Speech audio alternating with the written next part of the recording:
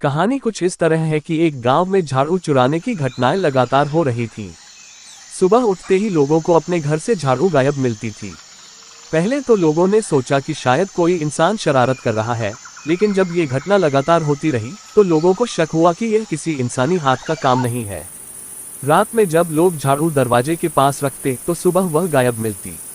गांव के बुजुर्गों का मानना था कि ये किसी झाड़ू चुराने वाली चुड़ैल का काम है, जो रात के समय झाड़ू चुरा कर ले जाती है।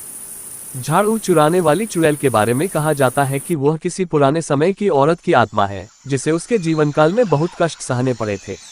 माना जाता है कि उसकी मृत्यु के बाद उसकी आत्मा भटकने लगी और उसने झाड़ू चुराना शुरू कर दिया।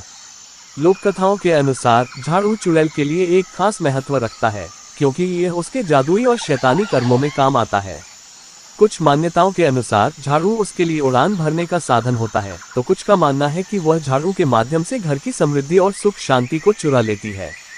इस अंधविश्वास को और गहरा बनाने के लिए कहा जाता है कि अगर किसी घर से झाड़ू चोरी हो जाए तो उस घर में आर्थिक संकट आ सकता है या फिर वहां के लोगों की किस्मत खराब हो सकती है। इसी वजह से लोग अपने झाड़ू को रात के समय सुरक्षित रखने के लिए अलग अलग तरीके अपनाते थे। कुछ लोग झाड़ू को घर के भीतर छिपाकर रखते थे, तो कुछ उस पर तावीज बांधकर या मंत्र पढ़कर उसे सुरक्षित रखने की कोशिश करते थे। कुछ गांवों में ये भी कहा जाता है कि झाड़ू चुराने वाली चुड़ैल का मकसद सिर्फ शरारत करना नहीं होता, बल्कि वह उन लोगों को सजा देने आती है जिन्होंने अपने जीवन में किसी के साथ अन्याय किया हो या फिर समाज में गलत काम किए हों। उसकी मौजूदगी एक चेतावनी होती है कि व्यक्ति अपने बुरे कर्मों से दूर रहे, अन्यथा उसे चुड़ैल के प्रकोप का सामना करना पड़ेगा।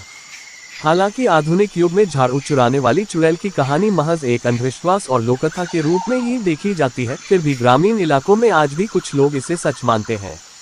झाड़ू के साथ जुड़ी इस तरह की कहानियां न केवल डर पैदा करती हैं, बल्कि समाज में अनुशासन और नैतिक